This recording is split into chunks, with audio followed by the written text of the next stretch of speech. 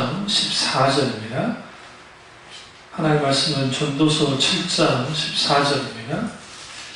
형통의 날에는 기뻐하고 곤고한 날에는 되돌아보아라.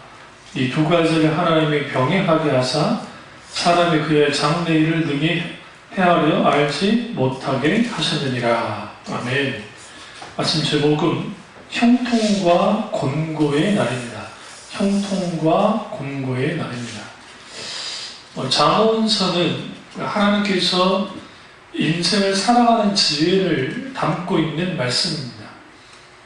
오늘 본문 말씀에 형통한 날에는 기뻐하고 곤고한 날에는 생각하라 라고 말하고 있습니다. 그 이유는 뭐냐? 하나님이 인생을 만드셨기 때문이라는 것을 전제합니다. 우리 인생을 살다 보면 어쩔 때는 형통의 날이 있고 또 어쩔 때는 곤고한 날이 있습니다. 형통의 날만 있으면 승승장구하니까 아나무인이 되겠죠. 하늘처럼 높아지겠죠. 곤고한 날이 있으면 날만 있으면 힘들고 어렵고 지치고 고통스러울 겁니다. 근데 인생을 살다 보면 하나님은 형통의 날과 곤고한 날을 격차하게 하십니다. 그것을 통해서 누구를 생각하게 한다고요? 하나님을 생각하게 하신다는 것을 분명하게 말씀하고 있습니다. 그러니까 오늘날 우리가 여기서 되돌아보아라 라는 말씀이 예전에 그 개혁 한글판에는 생각하라 라고 이제 그렇게 되어 있거든요. 그래서 하나님을 되돌아보고 깊이 하나님을 생각하는 것, 그것이 형통의 날과 또 곤고의 날입니다. 한 인생을 살아갈 때 형통만 있는 사람 없고 그렇다고 곤고의 날만 있지는 않아요. 물론 이제 역사적 인물들 중에 보면 승승장구하다가 한 번 끊기고 끝장이 나는 사람도 있어요. 솔직히. 어떤 사람은 힘들고 어렵게 그렇게 있다가 결국 또 승리자의 자리에 앉은 사람들도 있습니다. 근데 왜 하나님이 그러면 인생에 형통과 곤고의 날을 그렇게 주시는 것인가? 그 이유는 뭐냐면 인간의 한계를 알도록 하시는 거예요. 우리가 한계 안에 있구나. 그러니까 내가 형통했다고 해서 이게 늘 형통하는 거 아니고 곤고한다고 해서 늘 곤고한 게 아니라는 것을 분명히 말하고 있어요. 여기서 형통이라는 이 단어는 히브리어로 토브입니다. 여러분 자주 들었죠? 토브라는 뜻은 좋다, 선하다, 아름답다 라는 뜻입니다. 형통의 날은 좋고 선한 날, 번영하는 날, 평안의 날, 영광의 날을 의미합니다. 그때는 뭐라고요? 기뻐해라는 거예요. 기뻐할 만하죠. 그럼 왜 기뻐합니까? 내 수고와 노력으로 이루는 결과이기 때문에 기뻐하는 겁니까? 아니요. 좋은 것을 주신 하나님이 알고 기뻐하는 거예요. 그러니까 형통 또한 하나님이 허락하셨고 곤고 또한 하나님이 허락했다는 것을 분명하게 말하고 있습니다. 이 전도서 기자가 누굽니까? 우리가 너무나 잘 아는 솔로몬이잖아요. 솔로몬은 승승장구에 대한 사람이 형통의 날을 맛봤던 사람입니다. 그것도 그에게도 곤고한 날이 있었고. 그러니까 이러한 것을 교차하면서 결국은 형통의 날도 하나님이 허락해야 가능하고 곤고한 날도 하나님이 허락해야 가능하다는 것을 그가 알게 되는 거고 알았던 겁니다. 이 곤고한 날이라는 표현은 뭐냐면 곤란하고 괴로운 날을 뜻합니다. 환난의 날, 실패의 날, 불행의 날, 재난의 날을 의미하는데 고통과 슬픔에 재배하는 때를 말합니다. 그래서 곤고한 날은 모든 일이 제대로 되지 않는 역경과 고난과 환난의 날을 의미해요. 즐거움이 없죠. 그런데 여기서 재미있는 게 형통한 날에는 기뻐하고 곤고한 날에는 되돌아봐라. 예전 성경에는 한글판에는 생각하라 라는 거예요. 뭘 생각하는 거예요? 하나님을요. 아, 내가 왜 이런 환경에 놓이게 되는가? 환경만 바라보지 말고 이것을 허락하신 하나님, 그 하나님을 깊이 숙고하고 깊이 생각하라라고 분명하게 말하고 있습니다. 여기서 그 되돌아보아라라고 하는 이 히브리어 단어는 라인데 그 뜻은 본다, 관찰한다, 숙고하다라는 뜻입니다. 그러니까 권고한 나라에는 어떻게 해요? 깊이 숙고하고 하나님을 봐야 된다는 거예요. 바라봐야 된다는 거예요. 그래서 하나님이 형통의 날과 권고한 날을 어떻게 주신다? 병행하게 하셨다. 같이 주셨다는 거예요. 왜 하나님이 형통의 날과 권고한 날을 병행해서 주실까요? 이걸 먼저 알아야 돼요. 그 이유는 우리를 위해서예요. 첫 번째 이유. 우리에게 필요한 게 형통의 날과 권고의 날입니다. 만약에 인간에게 권고함이 없었으면 하나님 찾지 않을 겁니다. 모든 사람은 자기들 마음대로 살아갈 거예요. 힘들고 어려움이 없으면 하나님 찾을 이유가 없잖아요. 그러니까 부자가 왜 하나님을 믿기가 힘드냐면 부자들은 돈으로 해결하지 못할 게 거의 없잖아요. 그러니까 하나님을 안 찾아요. 근데 SK 지금도 신앙사인지 모르겠습니다만 최태원 회장이 감옥에 가서 어쨌든 교회를 다니게 됐다고 하니까 하나님을 믿게 됐다고 하니까 그분이 감옥에 안 갔으면 어쨌든 신앙생활 해봤겠냐고요. 어떤 면에서 감옥 간 것 자체는 불행이긴 한데 그 권고한 날이 오히려 뭐가 돼요?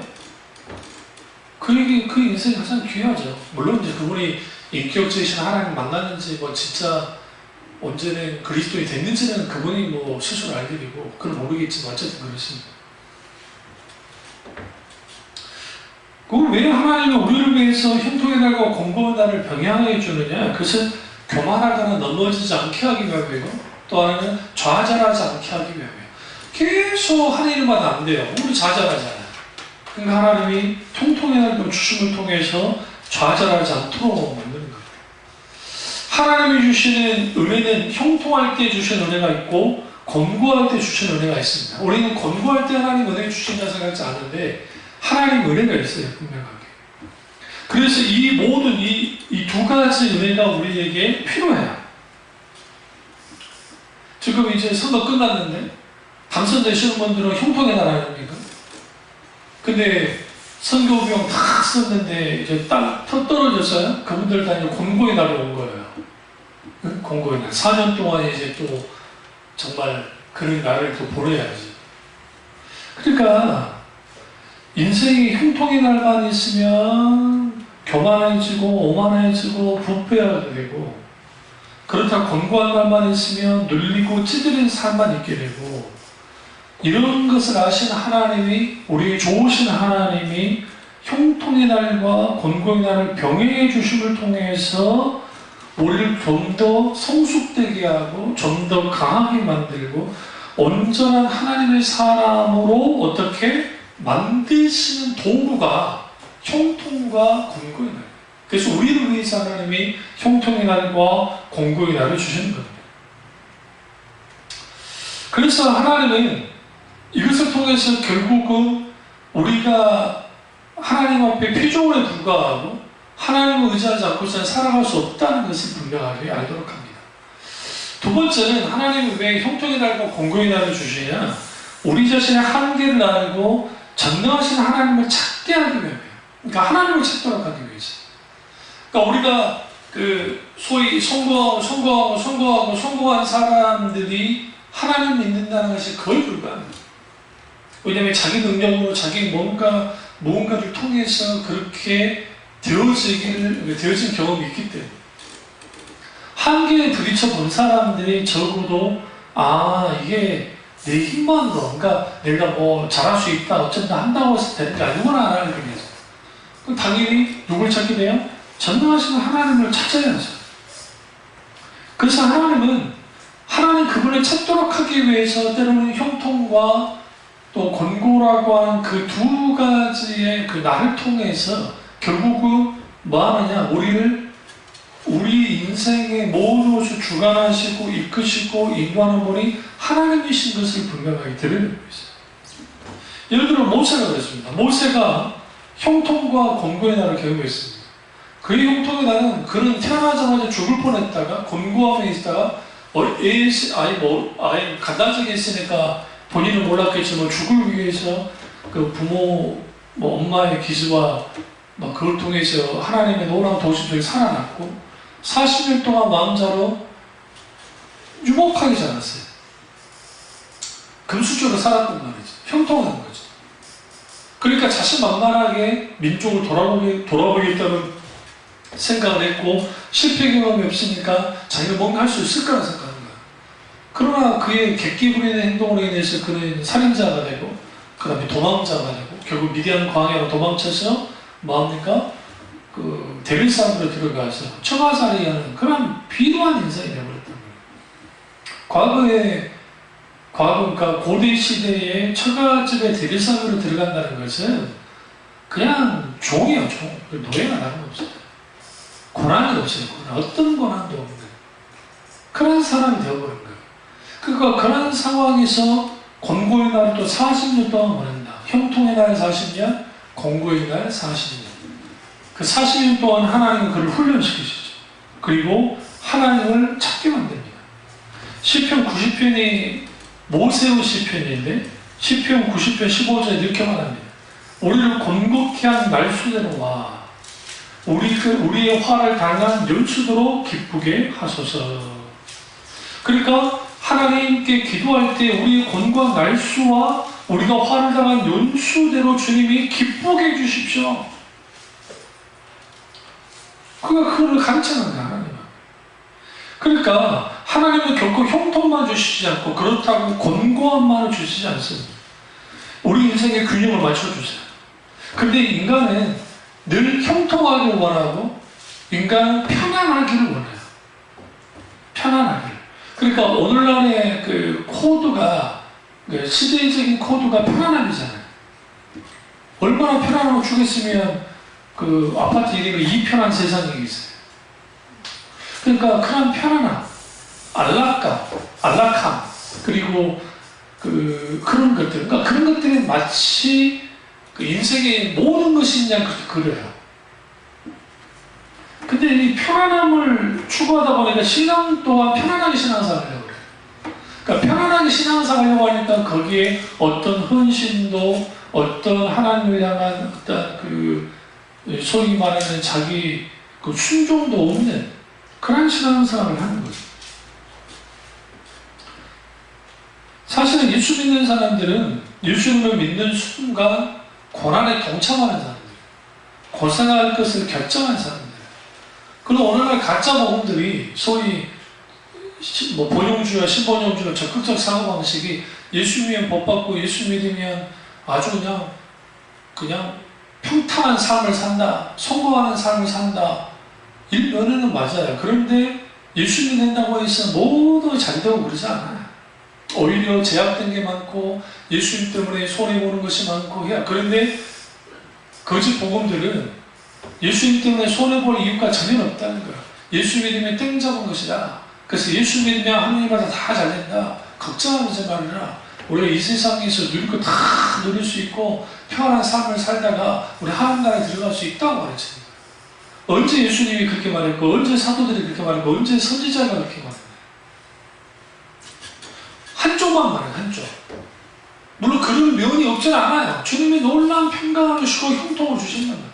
그러나 동시에 또 하나의 한쪽 면에는 뭐가 있어요? 권고라고 하는 것이 있다는 거예요. 그 왜 주신다면 전능하신 하나님을 찾도록 하기 위해서. 그래서 우리가 힘들고 어렵고 고난 중에 있을 때는 하나님 앞에 기도해야 되고, 감사나 기쁨했을 때는 하나님 앞에 찬송해야죠. 근데 중요한 것은 뭐냐면 하나님만을 바라보고 의지해야 돼요. 그러니까 형통을 주신 하나님을 통해서도 우리는 그분에게 감사해야 되고, 건강을 주실 때 우리는 그 건강함의 이유가 결국은 우리 스스로의 힘이 아니라 우리의 능력이, 우리 한계를 깨닫고 하나님만 의지하고 하나님만을 신뢰하고 하나님만을 바라보게 하기 위해서 주님을 허락하십니다.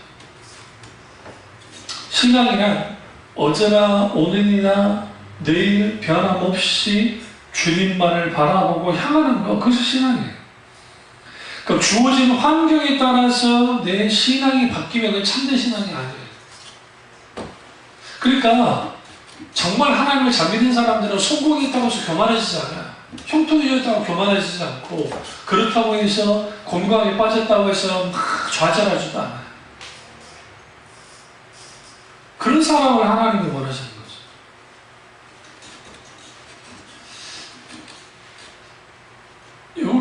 문제될 것은 뭐냐면 신앙을, 그러니까 하나님이라는 분을 믿는데 소위 하나님을 이용하는 거예요.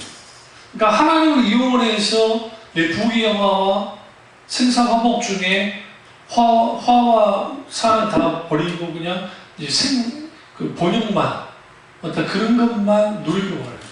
왜 사람들 부족을 만들고, 왜 사람들이 막 기도를 하고, 왜 막 덕을 쌓습니까? 또 뭐 중국 사람들 그거 좋아, 우리 민족도 그런 민족이니까 글귀 같은데 복이 달아나지 않고 뭐 천대까지 뭐 천년까지 막 누릴 복을 받고 우리 뭐 청수로 다 하십시오 말 하잖아요. 그러니까 그거 다 좋은 말인데 틀렸다는 게 아니라, 그러니까 인간은 기본적으로 두려움이 있기 때문에, 저도 마찬가지고 여러분도 마찬가지고, 누가 권한당한 걸 좋아하며 누가 권고한 걸 좋아하겠어요. 그런데 본시 인생이라는 게 공감이 와요. 오늘 그 잠깐 포탈 보니까 가슴 아픈 그 초등학생이 방과후 기절하다가 간식 나눠준 거 먹다가 목이 걸려서 병원 갔는데 죽었잖아요.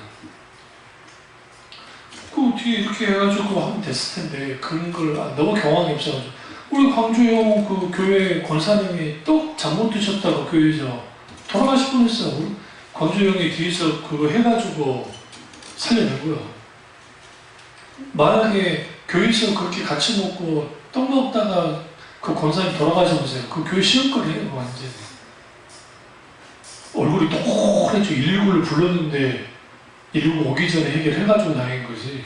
그러니까 그 보세요. 그 떡 하나 잘못 먹고 그럴 수도 있다는 거지. 그 얘는 빵 잘못 먹고. 그 보세요. 그 보험장이 억장이 무너지죠. 학교 보냈는데 그것도 간식 먹다가 잘못 들어가가지고. 그 권고함, 그 고난, 고통, 그 누구한테 말할 수 있겠어요? 아마 지금 아이가 죽은 것에 대한 감각이 없을 거예요. 왜냐하면 그냥 세월이 지나면 지날수록 더 가슴이 아프거든요. 그러니까 이런 일들이 벌어지지 않으면 좋겠는데, 어떤 사고로 아니면 병 때문에 아니면 기타 등등 여러 가지 일들 때문에 이런 권고한 일들이 이 세상에 너무 많다는 거예요. 생각보다. 그때 중요한 게 뭐냐면 하나님을 생각하는 거예요. 하나님을 바라보는 거예요. 신앙은 하나님을 이용하는 것이 아니라, 신앙은 하나님의 통치와 인도 가운데 들어가서 그분과 함께 에탈락 산책하고 거니는 거예요. 그게 신앙이에요. 그게 신앙생활이에요. 그런 것들이 있어요. 그러니까 여러분, 우리가 내 인생 살면서 되는 일이 하나도 없고 뭐도 안 되는 것 같아, 그럴 수 있어요. 그러니까 우리가 그 봤을 때 어떤 사람 막 승승장구하고 막 잘 나가는 것 같아요. 끝없이 오를 것 같아요. 근데 그 오르는 것도 한계가 있어요. 여러분, 국회의원들 중에 인상 좋은 사람 보셨어요? 이상할 정도로. 국회의원이면 장관급이니까 어쨌든 정말 대단한 위치에 선 사람들인데 이상하게. 근데 그 탤런트들 중에 국회의원 그만두시고 이한영 씨 같은 분들 국회의원 그만두니까 얼마나 얼굴이 편해져요. 얼굴이 좋으시잖아요. 그러니까 그 왜 그럴까요? 그 사람들은 참 재밌는 게 국회의원 한 299명 중에 다 대통령 되고 싶은 욕망 때문에 지금 국회의원 하는 거예요. 시켜줄 사람은 없는데 그 중에 이제 한 명이나 되면 되겠죠. 그러니까 그 욕망을 가지고 끝없이 욕망을 채우고 싶어서 채워지지 않아요. 우리에게 지금 중요한 것은 성공이나 실패냐가 아닙니다. 이보다는 하나님을 생각하고 하나님의 은혜를 갈망하느냐가 더 중요해요. 그렇게 될 때에 여기서 우리가 이제 배워야 게 뭐냐면, 흉통의 날이 내게 유익이 되고 권고의 날이 유익이 된다는 거예요. 그러니까 흉통의 날도 내게 유익이 된다는 것은 결국 내가 하는 일이 잘 되고 하면 얼마나 감사합니까? 사업하는데 잘 되고, 공부하는데 좋은 성적이 나서 좋은 대학을 들어가고 좋은 직장을 얻게 되고 좋은 삶을, 좋다는 표현보다는 소위 성공하는 삶, 형통한 삶을 사는 거 얼마나 좋아요. 기쁘죠. 그러나 그 모든 것이 하나님으로부터 되어졌다는 것을 분명히 알고 그것이 내 신앙의 유익으로 가면 그만큼 귀한 게 없고 교만해지지 않으면, 반대편에 내가 심히 고단하고 힘들고 어렵지만 그 하나님 은혜가 나를 견디게 하고 나를 버티게 만들어주고 나를 일으켜줄 때 얼마나 복된 자리예요. 그래서 형통의 날과 권고한 날이 유익되어져야 되고 그것을 분명하게 이제 가르치고 있습니다. 잠언서 23장 17절 한번 보겠습니다. 잠언서 앞에 있어요. 전도서 앞에 있습니다. 23장 17절. 17절 보시면 내 마음으로 죄인의 형통을 부러워하지 말고 항상 여호와를 경외하라. 이제 여기서 우리가 하나님을 믿는 백성으로서 살아갈 때에 저 사람은 예수님을 믿지도 않고 하나님을 믿지도 않는데 뭐예요? 형통한 사람들이 있어요. 또 신앙생활도 솔직히 말해서 종교적으로 하고 전혀 인격적인 하나님을 만나지도 않았는데도 불구하고 찬양해요. 근데 그들을 뭐 하지 말라고요? 부러워하지 말라는 거예요. 뭐라고 말합니까? 항상 여호와를 경외하라 라고 하는 거예요. 그러니까 나보다 더 잘 나가고 잘된 사람들을 부러워할 게 아니라, 더더군다나 죄인의 형통에 대해서 부러워할 게 아니라 뭐 해야 돼요? 하나님을 경외해야 한다.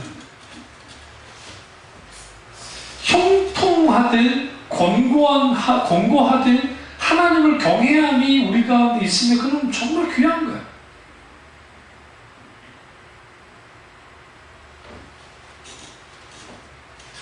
그래서 우리가 하나님이 우리에게 형통하게 할 때 우리가 기뻐해야 되죠. 그 기뻐한다라는 것이 좋게 되다는 말인데, 하나님이 베푸신 이 모든 형통의 날이 우리 기쁨이 되어지면 그것을 통해서는 하나님의 선한 일을 하는 거예요. 종종 일이 잘 될 때, 형통하게 될 때 사람들 뭐 하기 쉽죠? 반항하기 쉬워요. 가난하고 공평이 치였을 때에 어떻게 해요? 하나님 의지하기보다는 신사한탄하기도 쉬워요. 부하게 되거나 가난하게 되거나 힘들거나 자랑할 때랑 상관없이 우리는 항상 하나님을 경외하는 자리에 서야 돼요. 그러니까 이 두 가지를 갖고 있으면 우리가 잘 나갈 때 막 너무 극도로 막 그러지도 않고 너무 막 또 공부할 때 극도로 처지지도 않아요. 왜? 결국은 하나님이 내 인생의 균형을 맞춰주실 겁니다. 환경을 초월해서 변함없이 하나님만을 경외해야 됩니다. 그걸 분명하게 말하고 있어요. 그래서 그 전도서 다시 가시면 전도서 3장 12절을 가보시면, 전도서 3장 12절에 사람들이 사는 동안에 기뻐하며 선을 행하는 것보다 더 나은 것이 없는 줄을 내가 알았고. 우리가 살 때에 기뻐하며 선을 행하는 것보다 더 나은 게 없다는 거예요. 무엇으로 인해서 우리는 기뻐하는 겁니까? 하나님의 형통함을 통해서, 하나님의 도우시는 은혜 가운데 우리는 기뻐하는 거예요.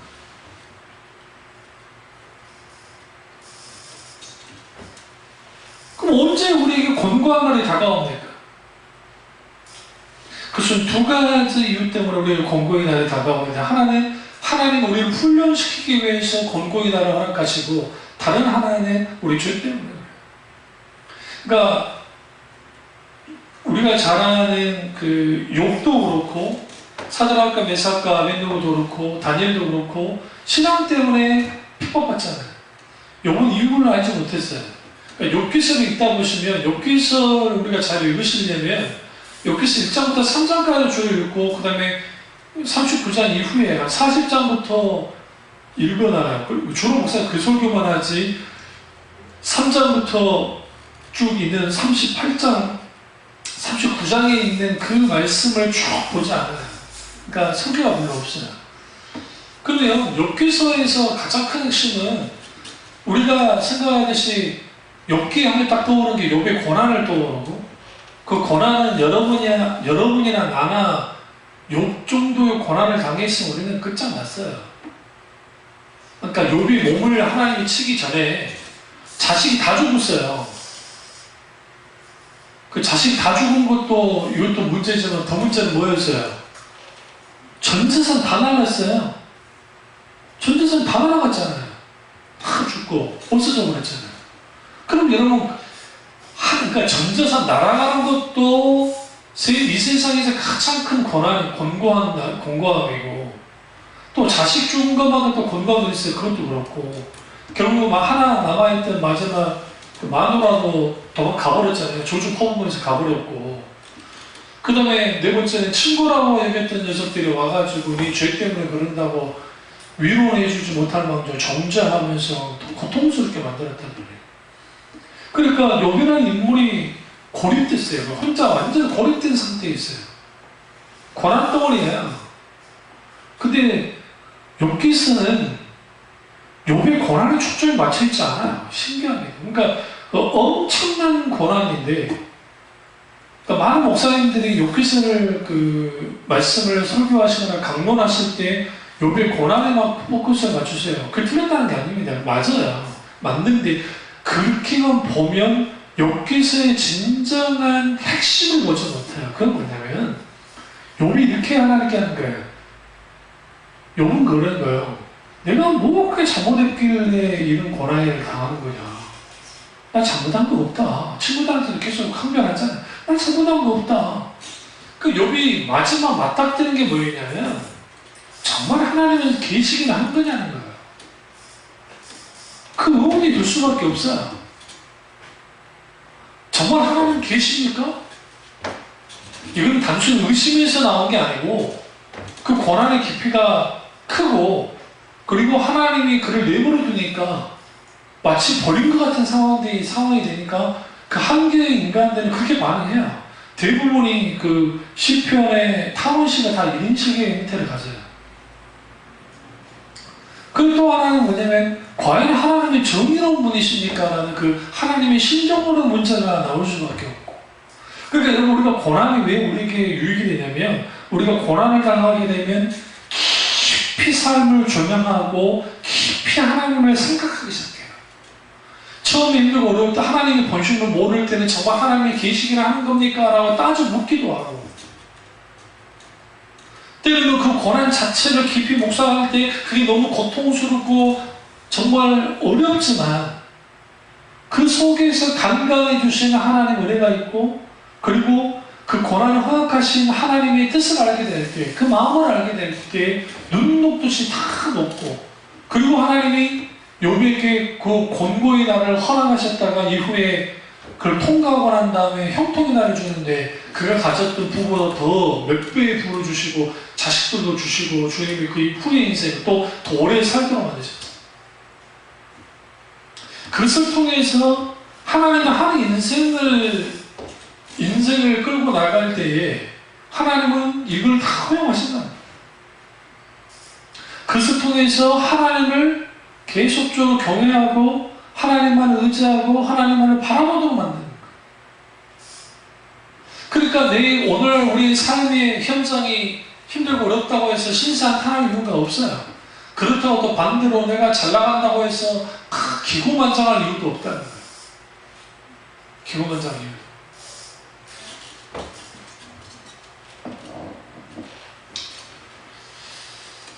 역대하 28장 22절에 보면 아하스 왕이 공고할 때 여호와께 더 범죄 있습니다. 그저 하나님의 불같은 심판입니다. 그러니까 아하스 왕이 하나님 앞에 기도하지 않아요. 하나님 의지하지도 않아요. 아주 교만해집니다. 이게 목욕 오는 상태가 되는 거예요. 그러니까 성경에 많은 그러니까 유다 왕들 중에 선한 왕들이 있는데 그 선한 왕들 중에서도 왜 요담인가요? 그 왕 같은 병 들었는데 하나님 앞에 거쳐다 기도하지 않아요. 젊은 시절에 그렇게 하나님 잘 믿었던 사람. 의서만 의지. 그럼 병들어 죽어요. 그러니까 하나님 이걸 통해서 그 엄청난 성공을 하고 난 다음에 인간의 마음, 자기 마음이 막 높아지거든요. 그래서 초대교회 목사님들 겸손해지기가 쉽지가 않아요. 왜냐면 주위 다 떠받기 때문에. 한 3, 400명만 돼도 우리 노예 같은 데 보면 막 무게 기부수하고 돌아다니고. 광주에 형이야 거의 한 400명 넘는 교회에 목회하잖아요. 근데 광주는 워낙 큰 교회들이 많기 때문에 1000명 넘는 교회들이 굉장히 많기 때문에 그렇지만 우리 노예 같은 경우는 1000명 넘는 교회는 없거든요.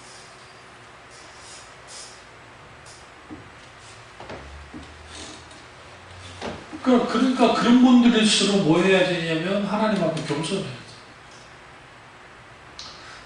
요즘 국회의원들 여기 구청장 시장 있던 그 사람들 지들이 현역에 있을 때는 악수라도 해주나요?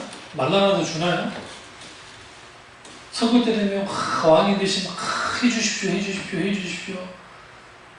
제 핸드폰이 경상북도 쪽에 번호인가 봐요. 예전에 썼던 사람이. 오늘 소개를 다 하고 왔는데, 어떤 교육감인가 뭔가 하는 사람이 얼마나 문자를 공손하게 보냈는지, 심기가 불편하시더라도 이 문자 때문에, 하지 마시고, 이렇게 해주시죠. 내가 웃겨서 이때가 받았던 내 문자 중에 가장 공손한 거예요. 내 인생에 그런 문자 받아본 적이 없어요. 내 심기까지 생각해주는 그런 마음씨. 그 표 때문에 그런 거 아니에요? 사람들은 수단으로 여기는 거예요. 일종의 표의 수단으로. 실제로 또 그게 결정이 나는 거예요.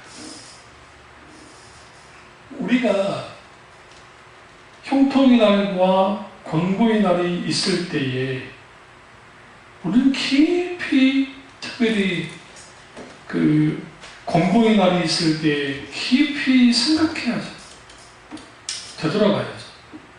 이 라라고 하는 그 히브리어 단어가 깊이 생각하다 라는 뜻이라 했잖아요. 생각하다.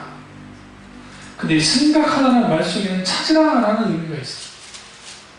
뭐와 관계된 말씀이냐? 기도입니다. 기도해야 돼요. 권고할 때 부르짖어야 돼요. 하나님. 그러니까 오늘날의 한국 교회 교인들이 아프면 즉각 병원 달려가고 기도하지도 않고, 그리고 어떤 문제 생기면 인간적인 수단 방법 이용할 게 많아요. 그러니까 과거에는 예를 들어 돈 문제 생겨도 옆집도 못 살고 옆집도 못 살았잖아요. 그러니까 우리가 돈 빌릴 사람이 그렇게 많지 않아요. 가족들 중에 좀 잘 사는 사람이 있으면 몰라도. 그러니까 뭐 하겠어요? 하나님 앞에 도와달라고 부르짖어 기도하지 않겠어요? 병원도 올라치에 그렇게 병원 많지도 않았고, 그러니까 아프면 병원 먼저 가기보다는 하나님 앞에 먼저 기도하는 돈도 없고 병원 갈 돈도 없고 솔직히. 그러니까 하나님의 놀라운 치유들도 많이 일어났고. 근데 우리는 삶 안에 있으니까 이제는 하나님 의지하지 않아도 되는 것들이 생각보다 많아졌단 말이에요. 그러니까 그런 것들이 많아지고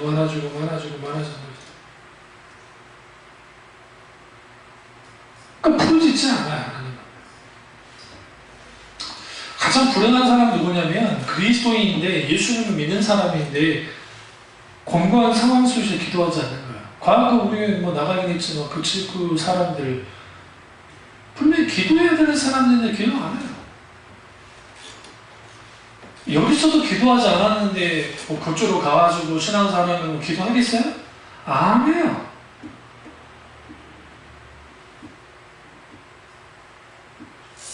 점점 우리가 이거 있어요. 어떤 문제가 생기고 힘들고 어려울 때에 그런 게 있잖아요. 그러면 적어도 하나님 앞에 부르짖을 수 있는 사람이 복받아자는 거예요. 찾을 수 있는 사람, 하나님을 찾는 사람들이 복받는 거예요. 그러니까 권고에 대한 하나님도 찾는 거예요. 우리 좀 권고하고 할 때는 주님을 더 찾게 되고 마음, 심령이 좀 더 유해지지 않나요? 물론 반대로 하나님께 기도하고 부르짖지 않으면 더 악해져요. 부르짖 기도하지 않으면. 시편 119편 71절에 이렇게 말합니다. 고난 당하는 것이 내게 유익이라. 이로 인해 내가 주의 율례를 배우게 되었나이다. 고난 당하는 게 내게 유익이라는 거야. 주의 율례라는 의미는 뭐냐면 하나님 의중과 뜻을 다 알게 됐다는 거야. 그래서 우리는 권고할 때 하나님의 함께 하심을 생각해야 되고 하나님 앞에 부르짖어야 돼. 세 번째는 왜 하나님의 권고함과 형통의 날을 허락하시느냐. 인생의 참 의미를 알게 돼요. 그걸 통해서. 그러니까 형통의 날이 있을 때 인생 한번 이렇게 딱 살만 하겠구나. 근데 그거 아시나요? 또 목사님이 그러셨나? 연세가 60이 넘는 목사님들 대화와 연세가 60이 넘으신 장로님들, 평신도들의 대화 거의 비슷하다는 거예요. 주로 무슨 이야기 하시는지 아세요? 어이, 아무개 목사 어디 안 아파? 요즘 몸이 좋은 게 뭐 있대? 그런 말이래요. 근데 나이 많은 장로님들 비슷한 말들을 했어요. 이제 60이 넘어가시고 나이가 들어가니까 건강이랑 관심을 가질 수밖에 없잖아요. 그러니까 건강에 대한 이야기를 주로 많이 해요. 꽃보다 할배 할아버지들 그분들도 모여서 이야기할 때 그 이야기를 주로 많이 하세요. 자세히 가보세요. 왜요? 이제는 연세가 들면서 쇠약해져가니까 건강하라도 해야 자식들한테 폐 끼치지 않고 그 다음에 또 건강에 노년을 보낼 수 있으니까 이제 그런 거잖아요. 근데 우리는 그 하나님 앞에 내가 형통할 때가 있고 때로는 권고할 때가 있는데 그 형통과 권고함을 통해서 우리는 내 인생의 참 의미를 알게 된다는 게 뭐냐면 내가 하나님을 떠나서는 살 수가 없구나. 내가 형통했을 때도 하나님 때문에 가능했고 권고할 때도 하나님 때문에 가능했고 내 의사 교수님 중에 대표님들이 두 분이 계시는데 두 분 다 박사학위를 아주 빨리 마치는데 한 분은 3년 만에 마쳤고 한 분은 4년 만에 마쳤는데 박사학위를 3년에 4년에 맞추는 게 쉽지 않아요. 그러니까 담당 지도교수님이 박사학위 과정인데 돌아가시잖아요. 그러면 처음부터 다시 해야 돼요. 다른 교수님한테 들어가야죠. 그러니까 기도해야 돼요. 불출주와 담당 교수님이 돌아가시지 않도록. 그래서 나이 든 교수님 밑에 안 가려고 그러잖아요. 이분이 언제 돌아가실지 모르겠다. 근데 그것도 모르고 전사 교수님이 나이 지긋한 교수님 밑에 들어갔어요. 명성이 있고 정말 이제 권위가 있는 학자니까. 근데 생각보다 그 나라 학생들이 안 온 거야. 이상하다. 그렇다고 교수님이 성격이 막 개떡같고 그보다 아주 좋으신 분인데 왜 그럴까 했더니 후에 알게 된 거지. 교수님이 돌아가시거나 유사일이 벌어지면 학위가 다 물고병이 되고 다시 시작해야 된다는 걸 아니까 이제 안 하는 거야. 근데 하나님은 놀랍게 그런 일들을 해주시죠. 한국으로 돌아와서 두 분 다 대학 교수가 됐어요. 그러니까 정교수는 아니지만 어쨌든 들어와서 강의를 맡았고 지금 다 정교수가 다 됐거든요. 총장까지 하라고. 그러니까 그럼 보세요. 한 신학을 전공을 하고 그 다음에 학위 과정을 했고 한 번은 독일로 갔으니까 한 푼도 돈 안 들고 학위를 마쳐 들어왔고 그리고 신학대학교 정교수가 지금 정교수가 돼가지고 노년이 다 분장되는 게 인생. 얼마나 형통하고 좋습니다. 우리는 겉모습 보면 그래요. 그런데 그 안에는 또 아픔이 있어요. 그 권고함도 있다는 거예요. 그것을 통해서 어떤 사람은 자기의 어떤 자리에서 성공을 해서 하나님을 빚는 사람도 있잖아요. 그러나 그 이면에는 또 아픔도 있고 권고함도 있고 그때 인생이 참 의미라는 거야. 모든 인간이 하나님을 떠나서는 살 수 없구나. 인간은 무엇으로 사는가? 하나님의 은혜로만 살 수 있어. 그걸 알도록 하는 거예요. 권고의 날에는 우리는 뭘 보게 됩니까? 자신의 연약함을 보게 됩니다. 그래서 자기 자신이 얼마나 하나님 앞에 보잘것이었고 내가 떠버리고 목에 기부싸움 하는 사람이 아니라는 것을 알게 하고, 그 권고한 날이 있을 때 눈을 들어서 하나님을 볼 수밖에 없어요. 시편 34편 6절에 권고한 자가 부르짖음에 여호와께서 들으시고 그 모든 환난에서 구원하셨도다. 22장 24절 보면 시편, 그런 권고한 자의 권고를 멸시하거나 싫어하지 아니하시며 그 얼굴을 저에게 숨기지 아니하시고 부르짖을 때 들으셨도다. 근데 우리가 왜 권고한 날이 힘들까요? 그 권고한 날이 힘든 이유는 그 괴로움에 빠지기 때문에. 그건 누구나 마찬가지예요. 고통스러워요. 그런데 우리는 그 고난 자체가 저주가 아니라는 사실을 알아야 돼요. 그 고난 속에 하나님의 은혜가 있다고요. 모든 괴로움들이 하나님의 사람이 되도록 만드는 하나의 과정으로서 하나님의 그분과 손길이 미치는 거예요. 그래서 우리에게 권고함이 있을 때 우리 자신을 돌아보고 우리 자신을 살피고 하나님께 기도해야 돼요. 때로는 답답한 일이 있으면 이런 사람들 있죠. 세상 사람들은 무당 찾아가잖아요. 요즘에는 널려있는 게 타로점 모르는 데니까 그런 데 가서 묻기도 하고 답답하니까. 세상에 진짜 게 우리나라 그 대선되고 국회의원 선거하면 우리나라 유명한 대박 정치들이 그렇게 문정 손실을 입는데요. 근데 그 정치인들이 눈을 피해가지고 아무도 모르가 전문대요.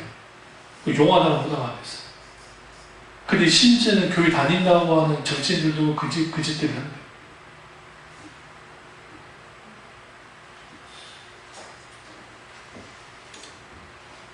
웃기죠? 그래서 우리가 그 권고한 날이 있을 때 혹은 소위 잘 나간 어떤 그런 때가 있을지라도 결국 내 인생에 있어서 하나님의 은혜가 하나님이 나 이렇게 만들어 주셨고 내게 이런 은혜를 주셨기 때문에 결국 내가 하나님의 영광을 위해서 살아야 된다는 것을 분명히 아는 거예요. 많은 부를 축적한 사람들은 마땅히 그 부를 하나님의 영광에서 써야 되고, 많은 지식과 소위 말하는 학문적인 어떠한 것을 가진 사람들은 하나님의 영광에서 쓰임받아요. 이윤호 교수님 그랬잖아요. 이윤호 교수님이 예수님 믿기 전에는 승승장구하고 잘 나갔는데 예수 믿었더니 세상에 손주 죽고 딸내미 죽고 심지어는 이제 정말 주님 위해서 주일날 그리 계셨는데 뇌에 이상이 있어갖고 뇌 퇴수술을 받으셨죠. 그래서 병원에 이제 입원해서 서울대학교 병원에 입원해서 이제 딱 하는데 온갖 생각이 나는 거예요. 그 어린 나이에서 하나님 앞에 이랬다는 거예요. 하나님 나한테 왜 이러십니까? 그 죽음을 묵상하게 되고 나 이러다가 깨어나지 못하지 않겠는가 하는 생각을 하게 되고, 결국 그 속에서 이후에 지나보니까 왜 하나님이 그것을 허용한지 알겠다는 거예요. 그러니까 그 속에서 하나님이 주신 은혜가 있다는 거죠. 깊이, 이걸 이제 신학적인 용어를 좀 쓰겠습니다. 관조하게 돼요. 이 철학적 용어이긴 한데, 하나님과 내 인생과 내 믿음과 이것을 관조해요. 그러니까 깊이 들여다보는 거예요. 하나님과 깊이 묵상하는 거죠.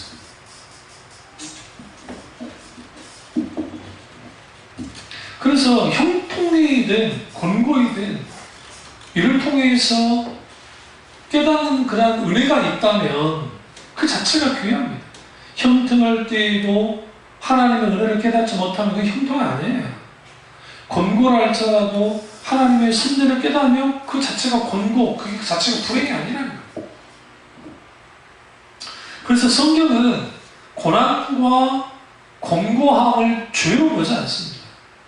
신본용주의와 본용주의와 적극적 사고방식은 고난을 죄로 봐요. 그러니까 아주 악한 것처럼. 그렇지 않습니다. 하나님이 허락하셨기 때문에 무익한 것이 없어요. 형통도 허락하셨고 권고도 허락하셨기 때문에 무익한 건 없어요.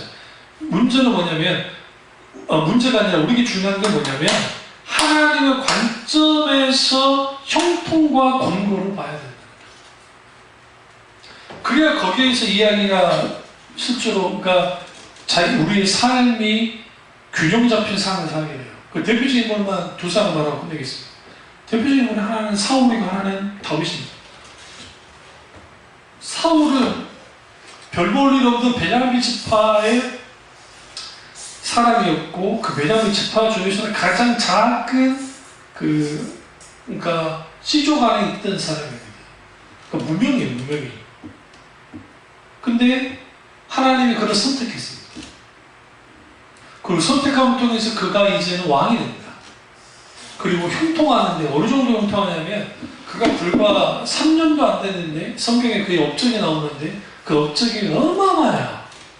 그러니까 사사시대 때에 이민족에 눌려 있었잖아요. 그러니까 그들 죄 때문에 하나님 들어서 이민족을 통해서 쳤으니까 그것들이 사울을 통해서 정리되기 시작해요. 그러니까 이전에 이스라엘이라는 나라와 이후에 이스라엘 나라가 사울을 통해서 완전히 달라져요. 정말 대단한 나라가 돼요. 나갈 때마다 승리를 해요. 사울이. 전쟁에서 승리를 해요. 계속 이겨요. 그러니까 그가 형통의 맛을 보니까 이전에 겸손했던 사울은 온당하는 데 없어지고 뭐가 있게 되느냐? 자기가 못 빠지기 시작한 거예요. 형통의 날에도 하나님 은혜를 깊이 알고 하나님을 깊이 묵상이 있어야 되는데 그렇지 않는 거죠.